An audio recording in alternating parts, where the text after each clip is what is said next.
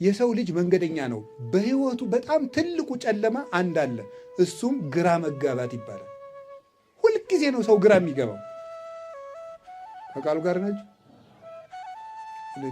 ሰው ግራ መጋባቱ አንዱ ላግባ ልመንኩስ፣ አንዱ ግራ መጋባት ነው። ሲያጣ ልመንኩስ ይላል። ሲያገኝ እንደዚያ ይላል ብሎ ተብሎ ይታሰባል ነው እንጂ እርግጠኛ መሆን አይቻልም። እንደዚያ ይላል ሰው፣ ግራ ይገባዋል። ሌላው ቀርቶ እኮ እቤት ለዋል ቤተክርስቲያን፣ እንደው አሁን ቤተክርስቲያን ልሂድ አልሂድ ምርጫ ነው። ይሄ ነጩን ሸሚዝ ልልበስ ቀዩንም፣ ሰው በዚህ ሁሉ ነው ግራ የሚገባው። ግራ መጋባት የህይወት በጣም ትልቁ መከራ ነው። ሸቀጣ ሸቀጥ ልነግድ ቡቲክ ልክፈት፣ ይህም ግራ መጋባት። ሁልጊዜ የሰው ልጅ የእርግጠኝነት ስሜት የለውም። ታዲያ ምንድነው? ለዚህ ስሙት፣ ኖን ማይቶት ለግሬ ህግከ ብርሃን ለፍኖቴ።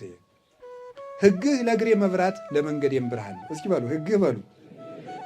ለግሬ መብራት ለመንገዴ ምንድን ነው? ብርሃን ነው። ብርሃን ነው። የእግዚአብሔርን ቃል ሁልጊዜ የሚማሩና የሚያነቡ ሰዎች ውሳኔያቸው ሁሉ ብሩህ ነው።